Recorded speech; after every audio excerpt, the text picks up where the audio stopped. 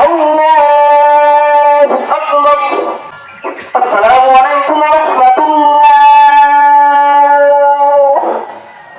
আসসালামু আলাইকুম ওয়া রাহমাতুল্লাহ।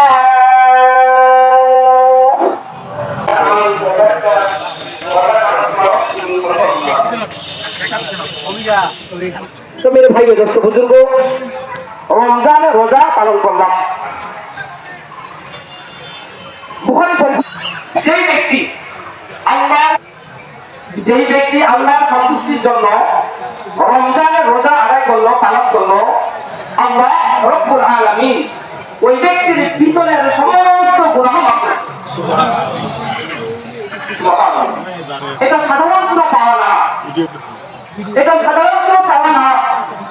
আল্লাহ তাআলা পিছনের সমস্ত গুনাহ আজকে মাফ করে দিন। আরেক হাদিসে আছে, যে ব্যক্তি আল্লাহর সন্তুষ্টির জন্য, একমাত্র আল্লাহর জন্য রমজানের রোজা রাখলো, অথবা একটি রোজা রাখলো, তার থেকে নিয়ে বার্ধক্য অবস্থায় 1000 বছর যদি ওই কাককে হায়াত দেওয়া হয়, বাঁচিয়ে রাখা যায়, 1000 বছর যদি উনি উঠতেই থাকে, উঠতেই থাকে, উঠতেই থাকে, উঠতেই থাকে, এক মুহূর্তের জন্য বন্ধ নেই, শুধু উঠতেই আছে, চলতেই আছে, চলতেই আছে। একটু বলুন দেখি, 1000 বছর উড়ে কত দূর যাবে? কোন সীমা থাকবে না।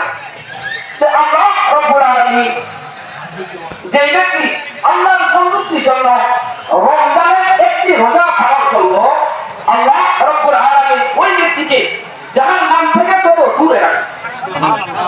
সুবহানাল্লাহ, জাহান্নাম থেকে তত দূরে রাখবে। 1000 বছর পর থেকেও ওই ব্যক্তিকে জাহান্নাম থেকে দূরে রাখবে। এই হাদিস থেকে এটাই প্রতীয়মান হয়েছে, আল্লাহ তাআলা ওই ব্যক্তিকে এখন কি বলেন, আমার হুকুম পালন করেছে, দীর্ঘ একটি মাস রমজানের রোজা রেখেছে, দীর্ঘ একটি মাস সিয়াম পালন করেছে, বিন্দু পরিমাণ কোনো কমতি করে নাই। আমি আল্লাহ ওই বান্দা এবং বান্দির গুনাহ খাতাগুলোকে মাফ করে দিলাম। ওই বান্দা বান্দির গুনাহ খাতাগুলোকে আমি আল্লাহ মাফ করে দিলাম।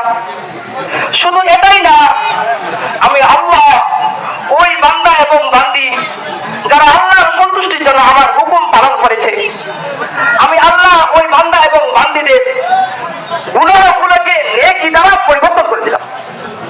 সুবহানাল্লাহ। এটা কি সাধারণ কোনো পুরস্কার?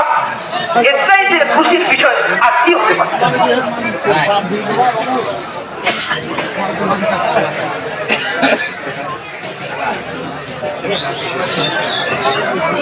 নবীর ভাই ও দোস্ত বুজুর্গ, এই যে নামাজের পরে খুতবা হবে, ঈদুল ফিতরের খুতবা, এই খুতবা পাঠ করা সুন্নাত।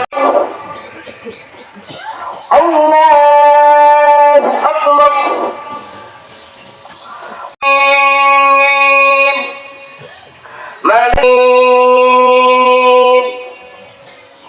إياك نعبد وإياك نستعين اهدنا الصراط المستقيم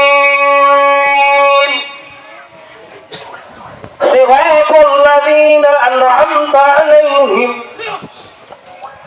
غير المغضوب عليهم ولا الضالين.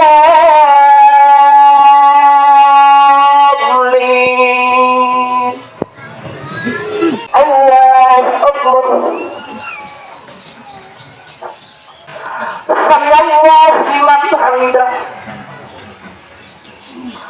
الله أكبر. الله أكبر. الله أكبر.